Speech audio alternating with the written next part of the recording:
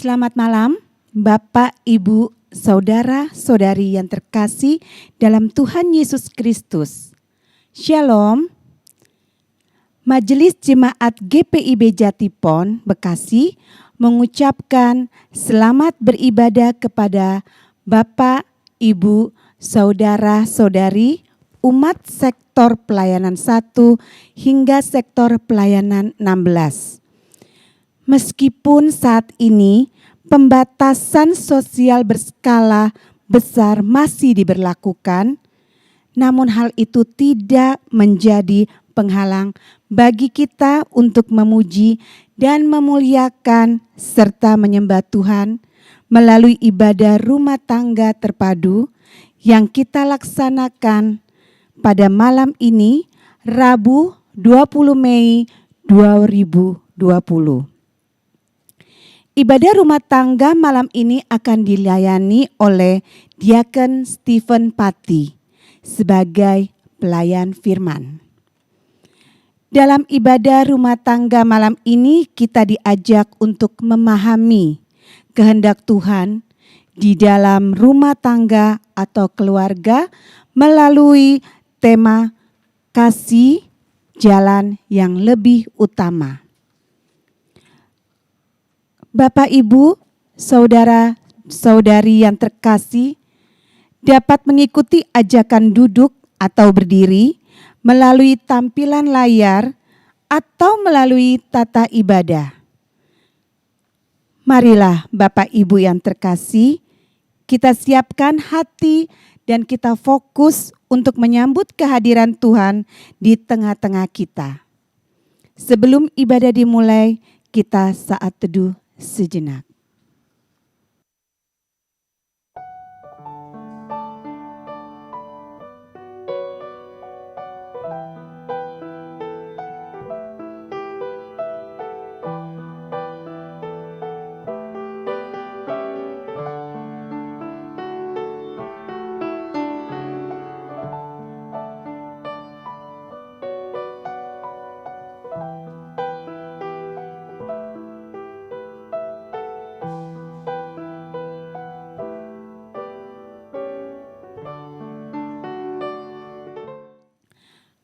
Kasih adalah citra diri atau identitas orang Kristen.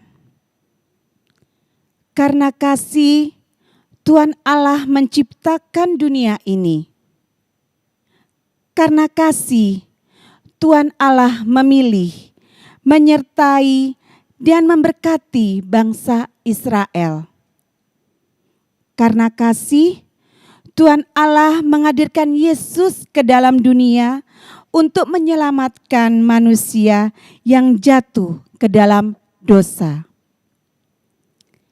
Berdasarkan kasih Tuhan inilah gereja dibangun dan didirikan untuk menjadi alat kasih karunia Allah di dalam menghadirkan kasih-Nya kepada dunia. Sehingga melalui kesaksian hidup anak-anak Tuhan yang penuh kasih kepada sesama dan dunia, nama Tuhan Allah dipuji dan dipermuliakan oleh banyak bangsa. Akhirnya dalam nama Yesus bertekuk lutut segala yang ada di langit dan yang ada di atas bumi dan yang ada di bawah bumi. Dan segala lidah mengaku Yesus Kristus adalah Tuhan, bagi kemuliaan Allah Bapa. Filipi 2 ayat 10 dan 11. Mari saudaraku, kita menghadap Tuhan dalam ibadah keluarga dengan penuh bahagia dan sukacita, karena kasih-Nya yang besar di dalam kehidupan kita.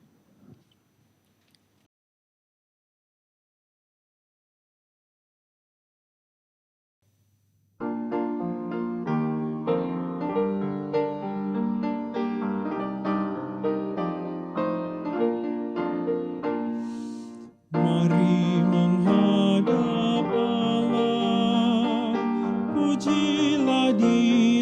Yesus Tuhanmu, bersama beribadah.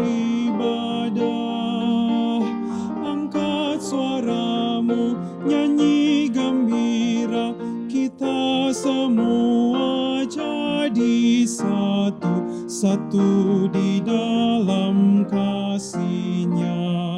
Tiada lagi perbedaan, sebagai anak-anaknya. Mari berpadu suara, nyanyikan haleluya.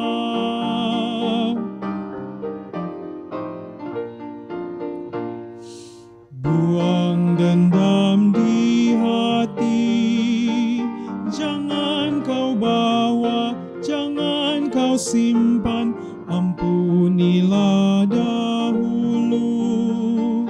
Jika di hati ada amarah, isi hatimu Tuhan tahu, janganlah kau sembunyikan, agar kau dapat beribadah, tiada ganjalan apapun. Mari berpadu suara, nyanyikan haleluya.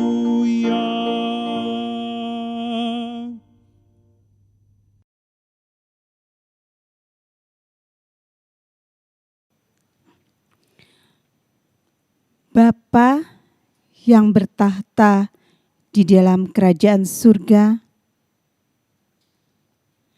Bapa yang kami sembah di dalam roh kebenaran, kami bersyukur atas penyertaan Tuhan sepanjang perjalanan hidup kami.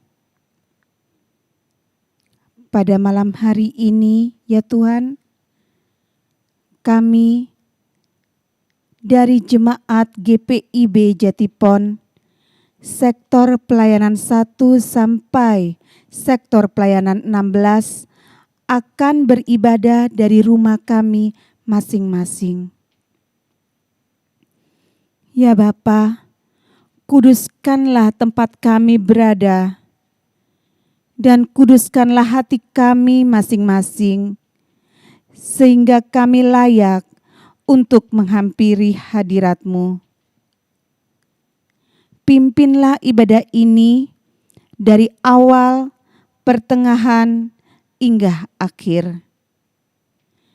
Terima kasih Tuhan, hanya dalam nama Tuhan Yesus kami sudah berdoa. Amin. Pembacaan Mazmur terambil dari Mazmur 25 ayat 1 sampai 10. Mazmur 25 ayat 1 sampai 10 dibaca secara responsoria. Kepadamu, ya Tuhan, ku angkat jiwaku. Allahku, kepadamu aku percaya. Janganlah kiranya aku mendapat malu. Janganlah musuh-musuhku beria-ria atas aku. Ya, semua orang yang menantikan Engkau takkan mendapat malu. Yang mendapat malu ialah mereka yang berbuat khianat dengan tidak ada alasannya. Beritahukanlah jalan-jalan-Mu kepadaku, ya Tuhan. Tunjukkanlah itu kepadaku. Bawalah aku berjalan dalam kebenaran-Mu dan ajarlah aku. Sebab Engkaulah Allah yang menyelamatkan aku. Engkau ku nantikan sepanjang hari. Ingatlah segala rahmat-Mu dan kasih-Mu, ya Tuhan. Sebab semuanya itu sudah ada sejak purbakala. Dosa-dosaku pada waktu muda, Dan pelanggaran-pelanggaranku janganlah kau ingat. tetapi ingatlah kepadaku sesuai dengan kasih setia-Mu. Oleh karena kebaikan-Mu ya Tuhan. Tuhan itu baik dan benar. Sebab itu Ia menunjukkan jalan kepada orang yang sesat. Ia membimbing orang-orang yang rendah hati menurut hukum. dan Ia mengajarkan jalannya kepada orang-orang yang rendah hati. Segala jalan Tuhan adalah kasih setia dan kebenaran. Bagi orang yang berpegang pada perjanjiannya dan peringatan-peringatannya.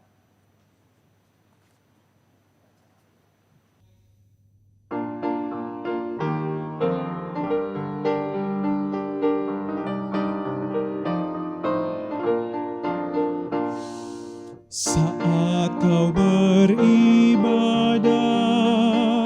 jangan biarkan iblis menggoda.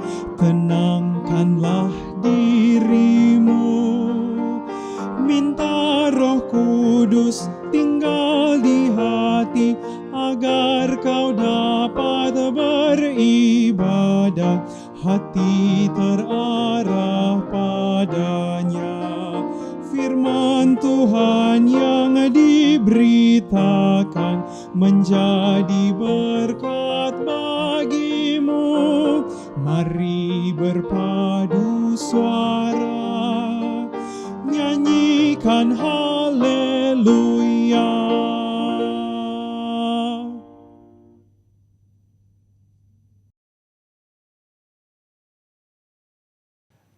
Bapak, Ibu, saudara-saudari sekalian, kita akan masuk di dalam pelayanan firman Tuhan dan sekarang kita mau berdoa untuk minta bimbingan Roh Kudus. Kita berdoa.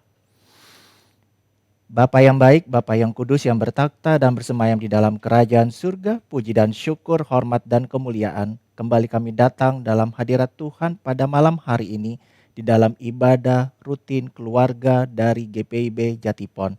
Sekarang kami rindu untuk membaca dan merenungkan akan firman Tuhan.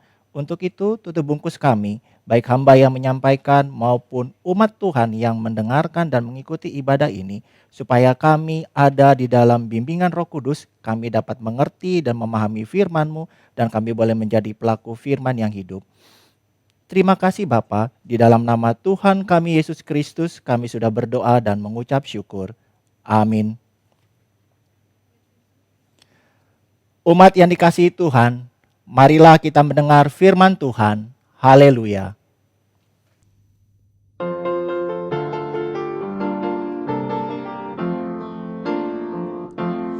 Haleluya,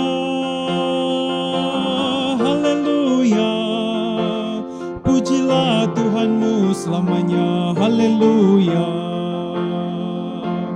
nyanyi dan soraklah, agungkan namanya. Pujilah Tuhanmu selamanya. Haleluya.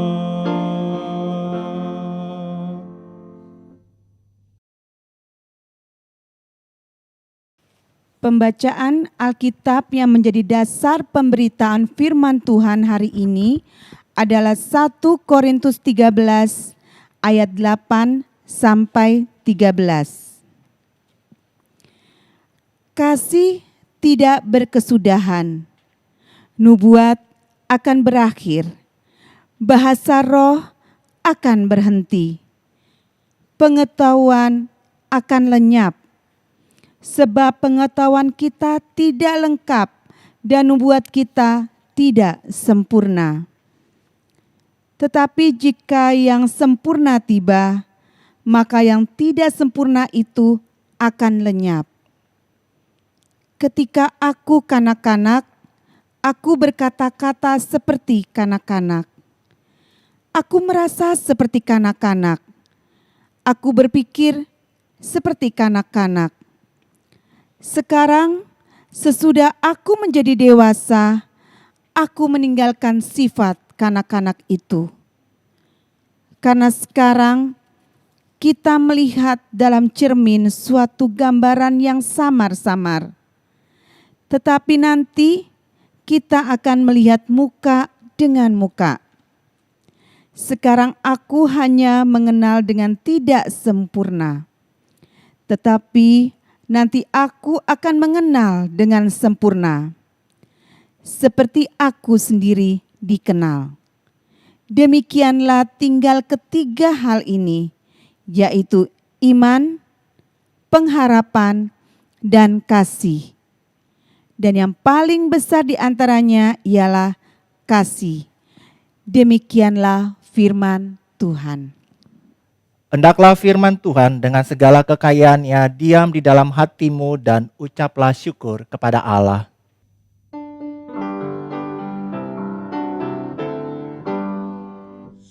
Kepadamu puji-pujian, nada syukur dan segala kemuliaan, ya Bapa, Putra, Roh Kudus, sampai kekal abadi.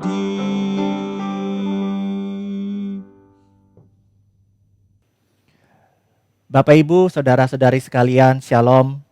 Apa kabar? Puji Tuhan, kita malam hari ini boleh berjumpa lagi di dalam ibadah rutin keluarga. Dan pada malam hari ini kita boleh membaca dari kitab Korintus, di mana kitab Korintus ini ditulis oleh Rasul Paulus kepada jemaatnya di kota Korintus. Kota Korintus kalau kita lihat di dalam pembacaan malam hari ini merupakan sebuah ibu kota dari provinsi Akaya di zaman kerajaan Romawi. Dan pada saat itu kota Korintus dipimpin oleh seorang gubernur yang bernama Galio di tahun 55 Masehi.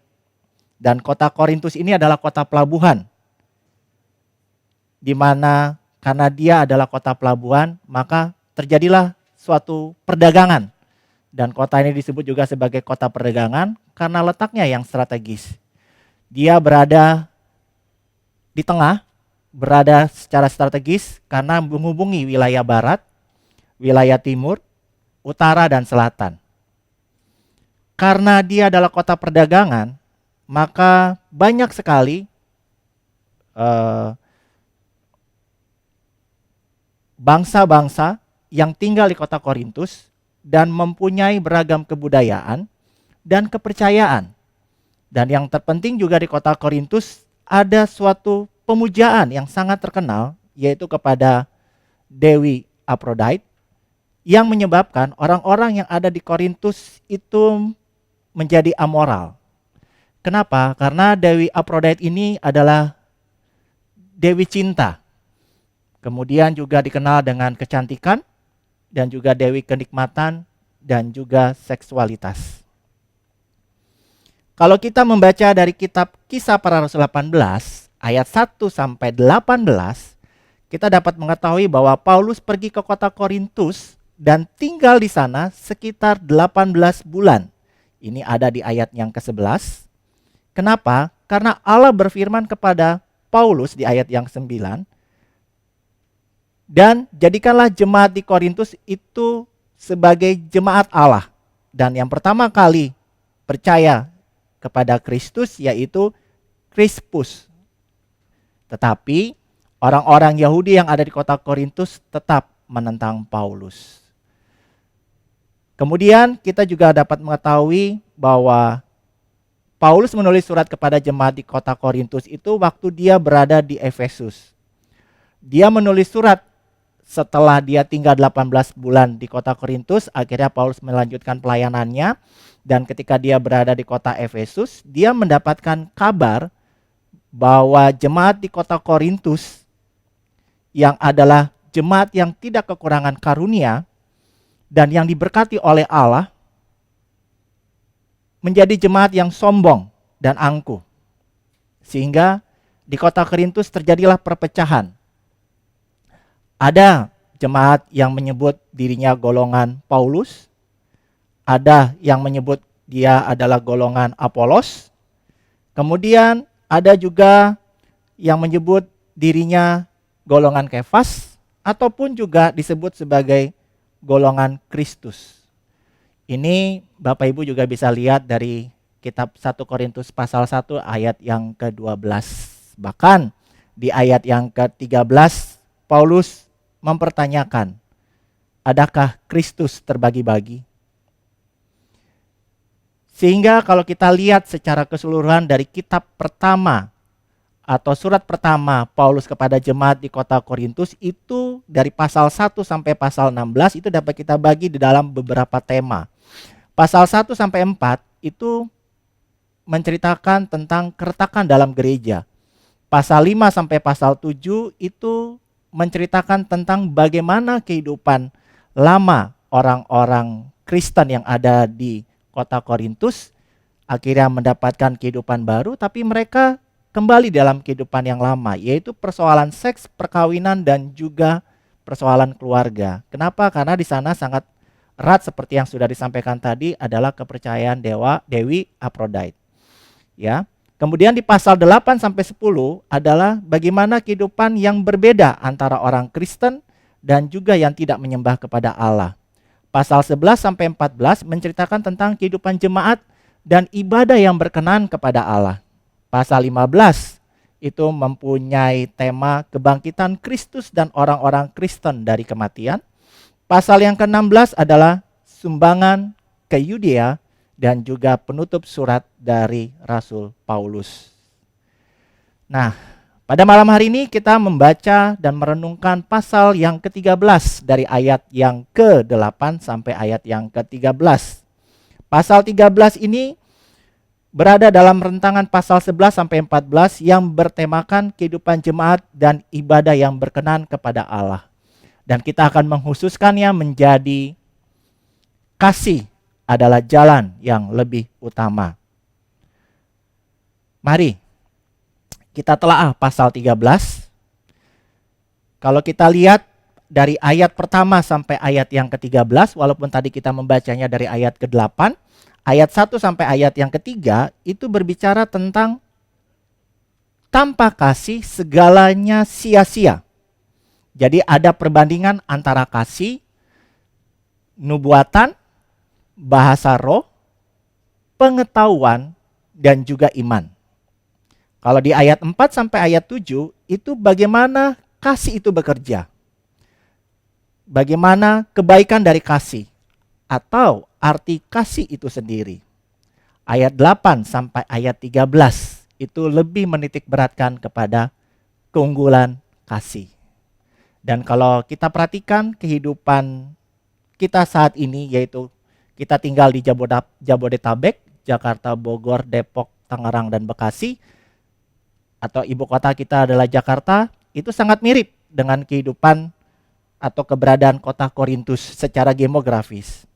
Kemudian juga kalau kita perhatikan kehidupan jemaat bergereja saat ini pun juga mirip dengan kehidupan jemaat yang ada di kota Korintus.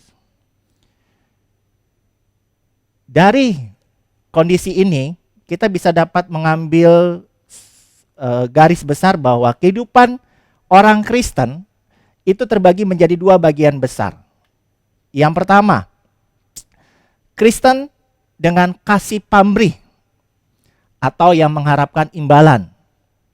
Biasanya ini terjadi kalau ada yang memberikan sumbangan supaya dikenal bahwa dia kaya, dia hebat, dia dihormati, bahkan mungkin dalam tanda kutip diikuti apa yang menjadi keinginannya. Bisa memerintah atau hal-hal lainnya.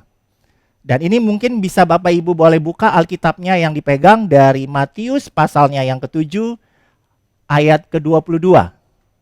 Bagi Bapak Ibu saudara-saudari yang membawa Alkitab, silakan dibuka dari Matius pasal 7 ayat 22 yang berbunyi.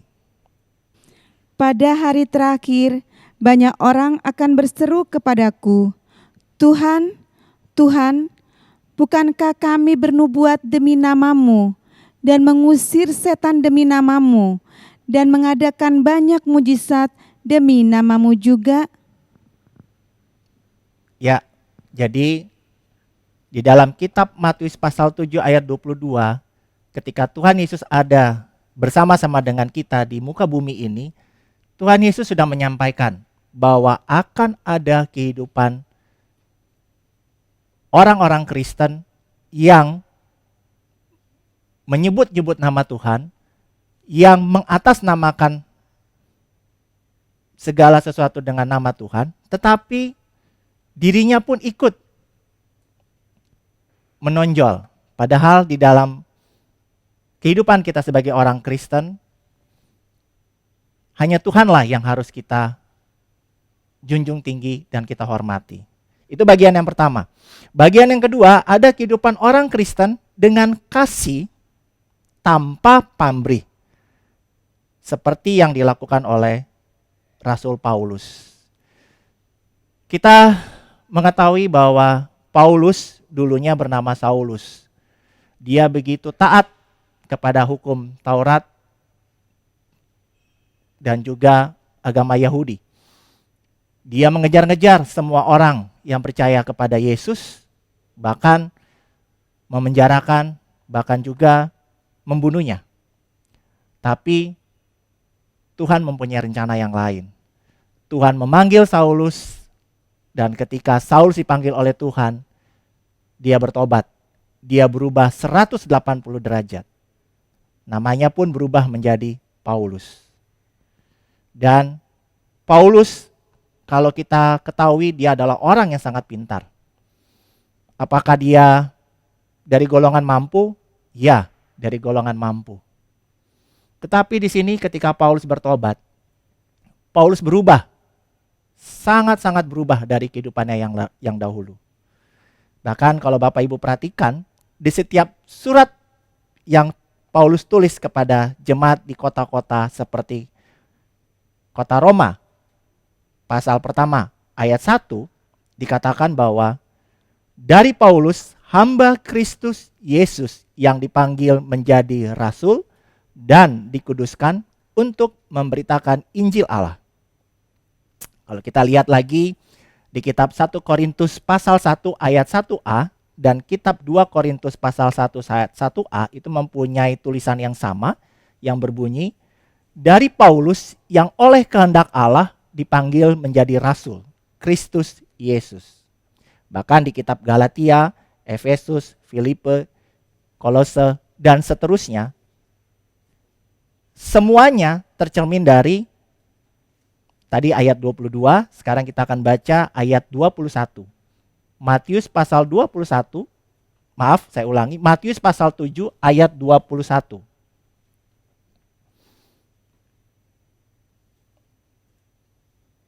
Matius pasal 7 ayat 21 yang berbunyi, Bukan setiap orang yang berseru kepadaku, Tuhan, Tuhan, akan masuk ke dalam kerajaan sorga, melainkan dia yang melakukan kehendak Bapa-Ku yang di surga.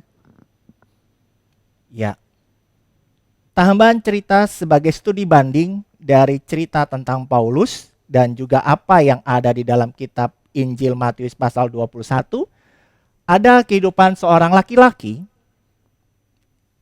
yang kaya raya, yang kemudian dia menjual semua hartanya dan hidup mengontrak. Hasil menjual hartanya itu dibagikan, diberikan sebagai sumbangan, tetapi kehidupannya dia berpisah dengan istrinya. Kenapa dia menjual semua hartanya dan menyumbangkan kepada orang-orang yang dianggap membutuhkan? Karena dia mempunyai suatu prinsip bahwa harta itu berasal dari Tuhan dan akan kembali lagi kepada Tuhan. Tapi cara kembalinya itu berbeda-beda. Ada yang habis karena gempa bumi, karena bencana alam. Ada yang habis karena dirampok, atau ada yang habis karena berobat sakit parah, atau di dalam dunia bisnis dia menjadi bangkrut, atau disumbangkan. Dan laki-laki ini memilih untuk hartanya itu disumbangkan. Kalau dari studi banding cerita ini, kira-kira ada kesalahan nggak dari sikap yang dilakukan laki-laki kaya ini? Kalau kita bandingkan dengan pembacaan kita dan juga apa yang dinyatakan oleh Tuhan Yesus dalam kitab Matius pasal 7 ayat 21, ada beberapa kesalahan yang bisa kita ambil dari cerita laki-laki yang kaya dan menjual hartanya. Pertama, harta yang dimiliki oleh laki-laki ini adalah titipan dari Tuhan. Adalah berkat. Tapi ditolak oleh laki-laki ini. Dan disia-siakan. Kok bisa ditolak dan disia-siakan? Ya, karena dia menjual semua hartanya dan hasil penjualan hartanya dia sumbangkan. Padahal sebenarnya dia bisa menggunakan ini untuk membuka lapangan pekerjaan bagi orang-orang yang membutuhkan pekerjaan. Dan kalau dia mengolahnya dalam bisnis ada keuntungan, maka keuntungan ini juga bisa dia pakai untuk disumbangkan. Sebagaimana Allah menciptakan manusia adalah untuk mengelola alam dan bumi. Yang kedua yang kita dapat pelajari dalam cerita tadi, dia mempunyai istri, dia mempunyai keluarga. Tetapi dia berpisah dengan istrinya. Kenapa? Karena istrinya kembali kepada orang tuanya. Dan kita juga tahu, apa yang dipersatukan oleh Allah tidak boleh dicerai-beraikan oleh manusia, kecuali oleh maut. Istrinya masih hidup? Masih. Dan yang ketiga, kalau kita lihat dari cerita ini, dia menjual semua hartanya dan menyumbangkan. Secara tidak langsung ada keinginan untuk menonjolkan dirinya. Mau menyampaikan bahwa dia menyumbangkan sesuatu yang besar. Kenapa? Karena dalam cerita ini total harta yang dijualnya dari rumah maupun kendaraan-kendaraan yang dimilikinya kurang lebih mencapai 12 miliar. Dan setelah dia menjualnya, dia pun tinggal dengan mengontrak. Apakah ini yang namanya mengikuti kehendak Allah?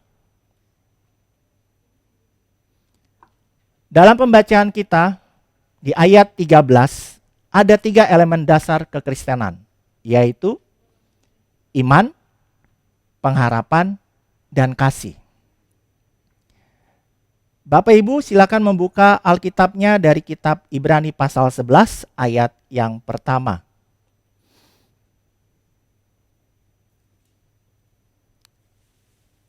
Ibrani pasal yang ke-11 ayat yang pertama.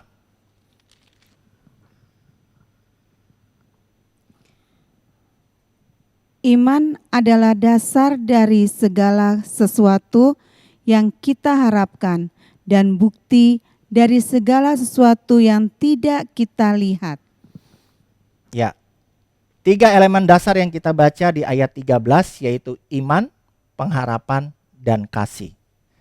Iman dan pengharapan adalah milik manusia yang tidak dimiliki oleh Allah. Karena kepada Allah saja iman dan pengharapan itu ditujukan. Kasih adalah Allah. Allah adalah kasih. Kita dapat lihat dari 1 Yohanes pasal 4 ayat yang ke-8.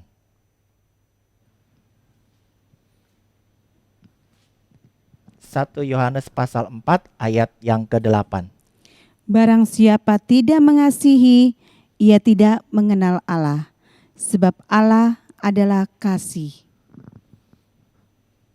Iman tanpa perbuatan adalah mati, yang terdapat juga di dalam kitab Yakobus pasal 2 ayat yang ke-17.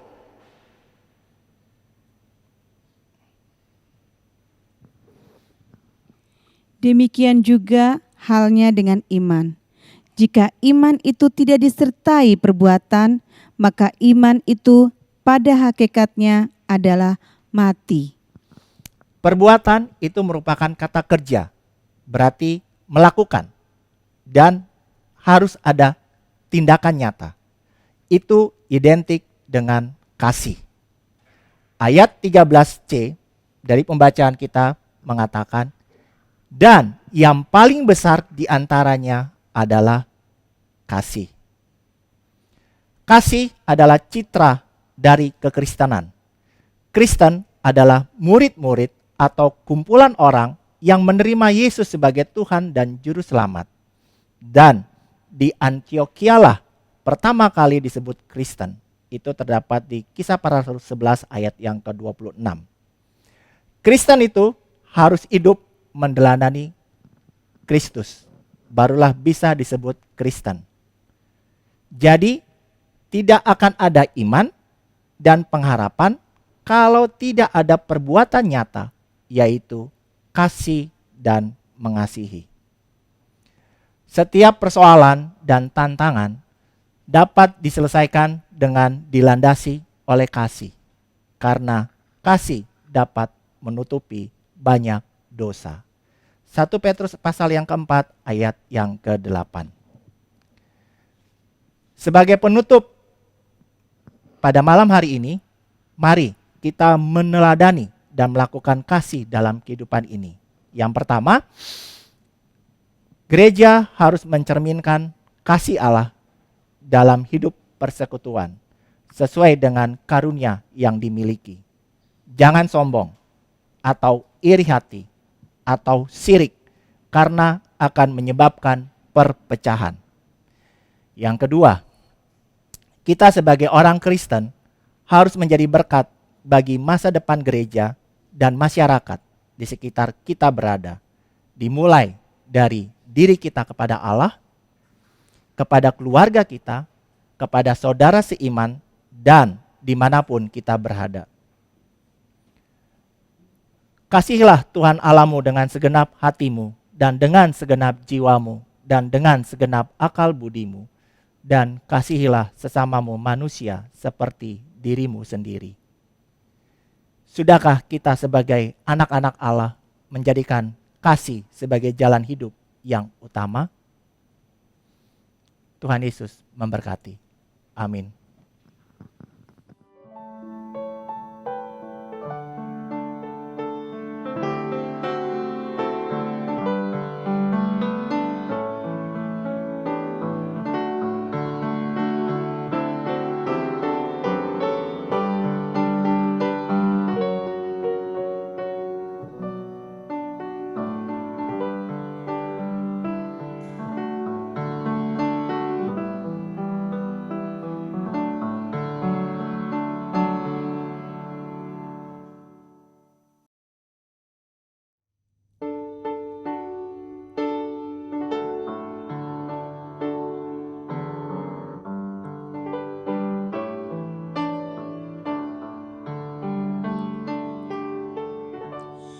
Kasih itu sabar, kasih itu murah hati, ia tak cemburu, tidak memegahkan diri dan sombong. Kasih itu sabar, kasih itu bersahaja, kasih tak serakah, tidak mementingkan diri sendiri. Dalam kasih kita saling memahami, berbagi suka maupun duka bersama, tak memandang insan dalam perbedaan, semua sama di hadapan Allah. Kasih itu sabar, kasih itu memaafkan, kasih tak pemarah,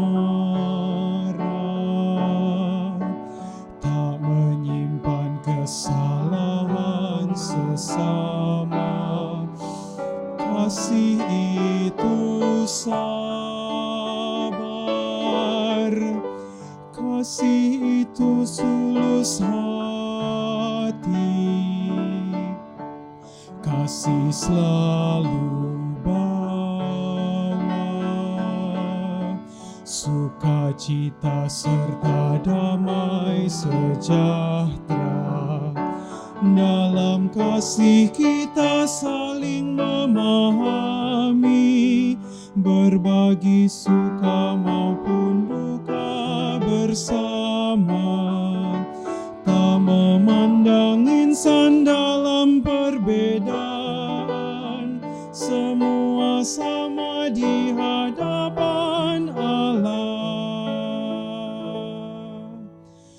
Kasih itu sabar, kasih tak berkesudahan, walau dunia hilang, tapi kasih tetap ada selamanya.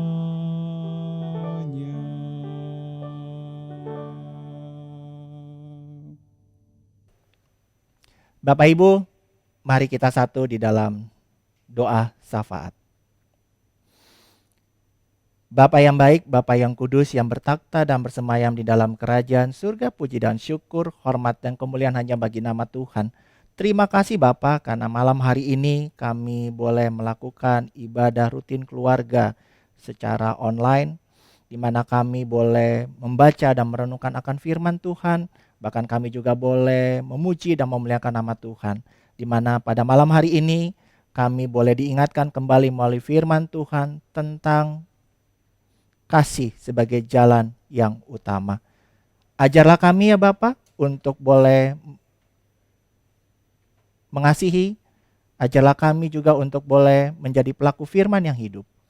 Teristimewa bagi bangsa dan negara kami Republik Indonesia, dan juga bangsa-bangsa lain yang ada di seluruh muka bumi. Kiranya Tuhan turut campur tangan di dalamnya. Segala bentuk pemerintahan yang ada, Tuhan boleh berkati, supaya pribadi lepas pribadi yang ada memiliki hati yang takut akan Tuhan.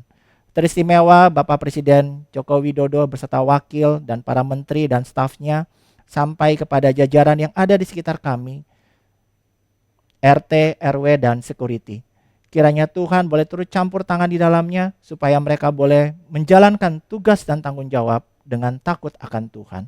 Supaya damai sejahtera dan sukacita boleh Tuhan limpahkan di dalam hidup dan kehidupan kami berbangsa dan bernegara. Bapa yang di surga, kami juga mau mendoakan bagi gereja-gereja Tuhan yang ada di kota-kota besar maupun di tempat-tempat terpencil sekalipun. Kiranya Tuhan boleh berkati dan urapi setiap pelayan Tuhan dan juga umat Tuhan, supaya mereka boleh senantiasa bersandar dan berpengharapan hanya kepadamu ya Bapa. Dan juga untuk gereja GPIB, Tuhan boleh berkati dan urapi, dan teristimewa juga bagi GPIB Jatipon.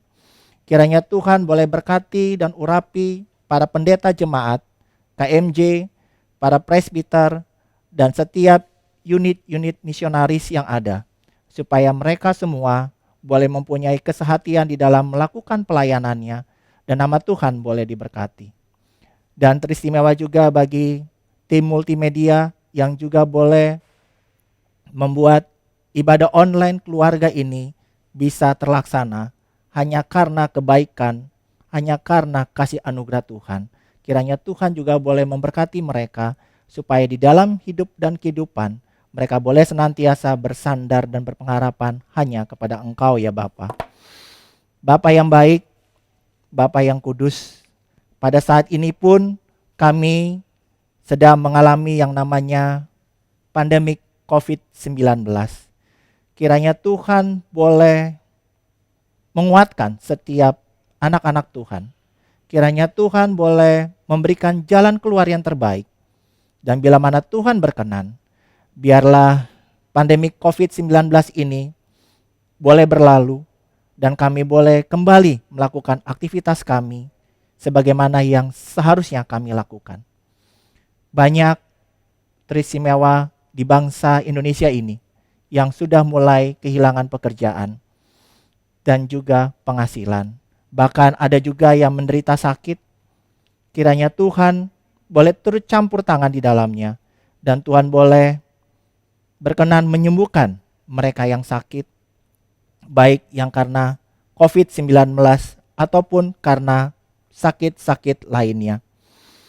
Bapa yang di surga, secara khusus pada malam hari ini, kami mau mendoakan bagi jemaat GPIB Jatipon yang sedang sakit, yaitu Ibu Winantusi Sularso, Ibu Resmiati Gadruen, Ibu Kristina Sipalsulta, Bapak Ronald Pakasi, Saudara Ivan Loho, Ibu Riris Tobing, Ibu Suwarti, Bapak Hans Edi Kodong, Bapak Henry Edison Maringka, Ibu Sulistina Manara, Ibu Nelce Detan, Oma Delan Rosa, Ibu Adriana Della Rosa, Ibu Telma Laluyan, Bapak Beni Tengker, Bapak David Supartono, anak Luther Tobing, Ibu Sondang Tampu Bolon, Ibu Tina Siaan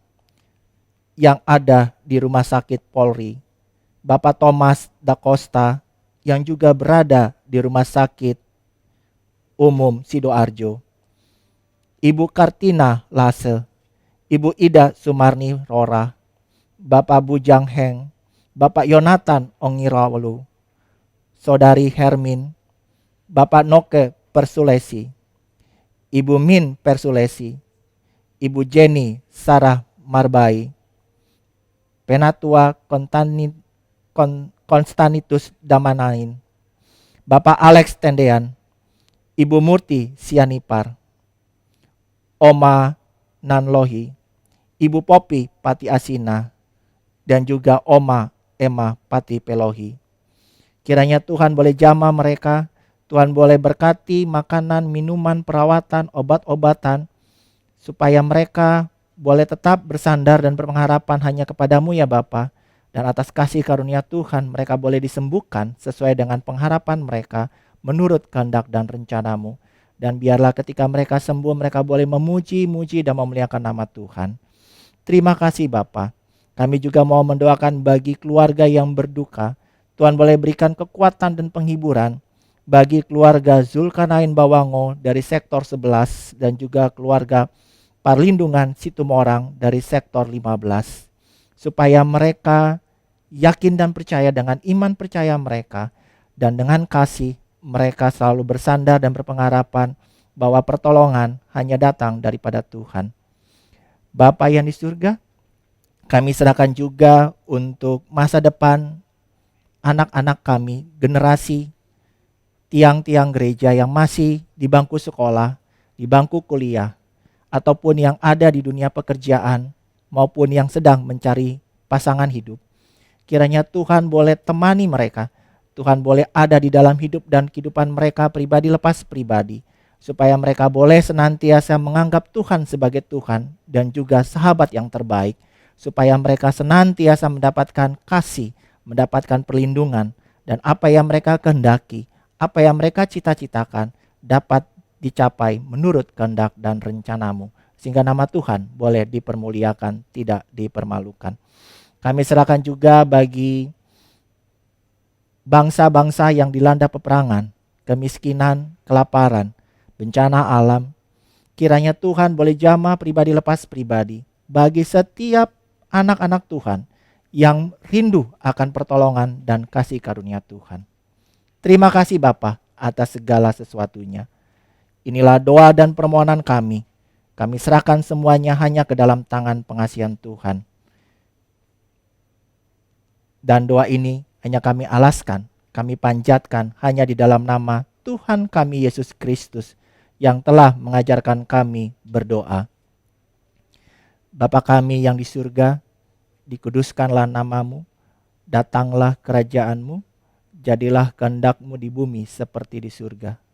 Berilah kami pada hari ini makanan kami yang secukupnya, dan ampunilah kami akan kesalahan kami, seperti kami juga mengampuni orang yang bersalah kepada kami. Dan janganlah membawa kami ke dalam pencobaan, tetapi lepaskanlah kami daripada yang jahat.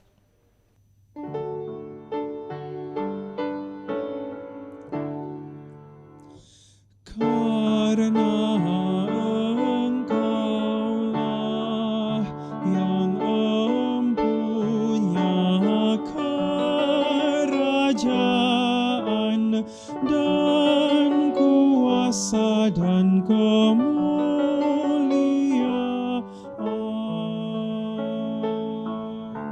sampai selama-lamanya.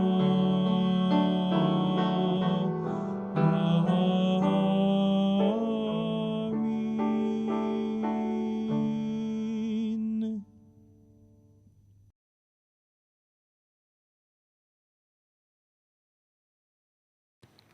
Marilah kita mengucap syukur kepada Tuhan dengan memberi persembahan kepadanya.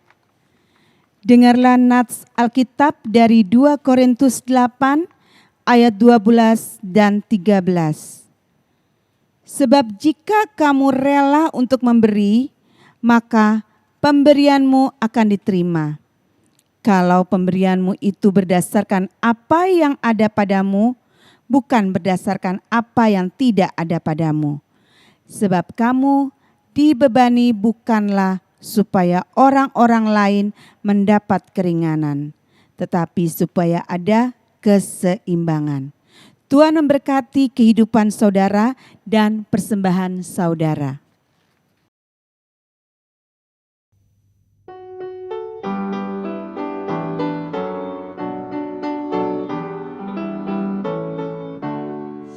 Yang Maha Kasih yaitu Allah, Allah pengasih pun bagiku. Aku selamatlah oleh kasih-Nya kepadaku.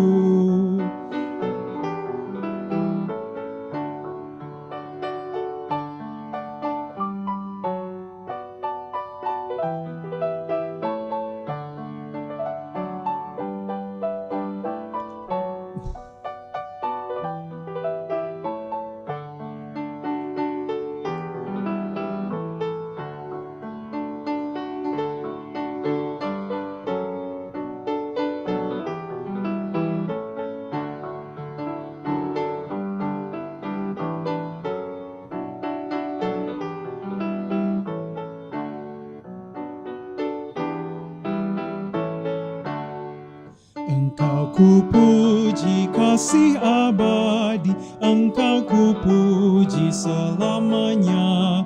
Aku selamatlah oleh kasih-Nya kepadaku.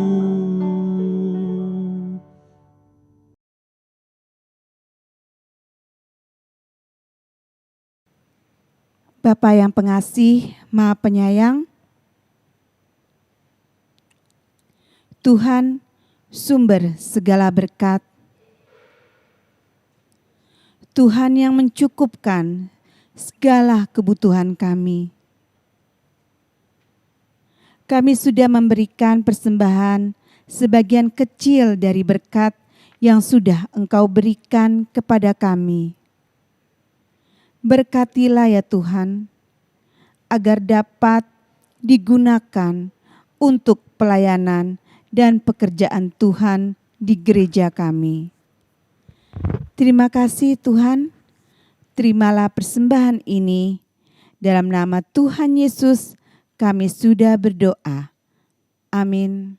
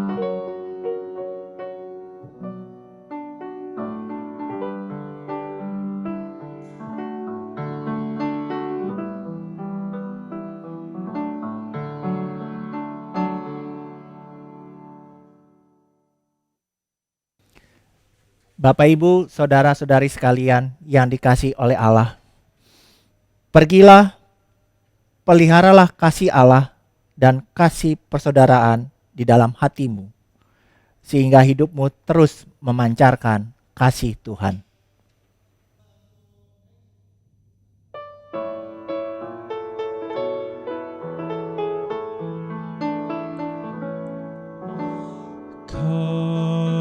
Kasih pasti lemah lembut, kasih pasti memaafkan,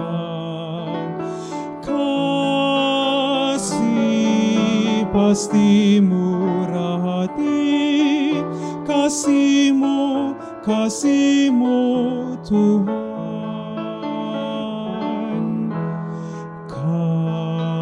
Kasih pasti lemah lembut,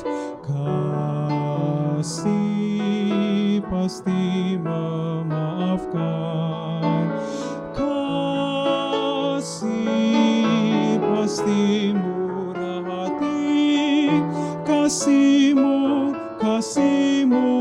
Tuhan. Ajarilah kami ini saling mengasihi, ajarilah kami ini saling mengampuni, ajarilah kami ini kasih-Mu ya Tuhan, kasih-Mu kudus tiada batasnya.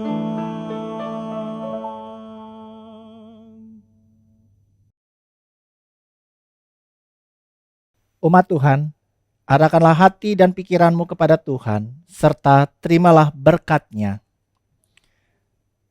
Semoga Allah sumber pengharapan memenuhi kamu dengan segala sukacita dan damai sejahtera dalam iman kamu, supaya oleh kekuatan Roh Kudus kamu berlimpah-limpah dalam pengharapan.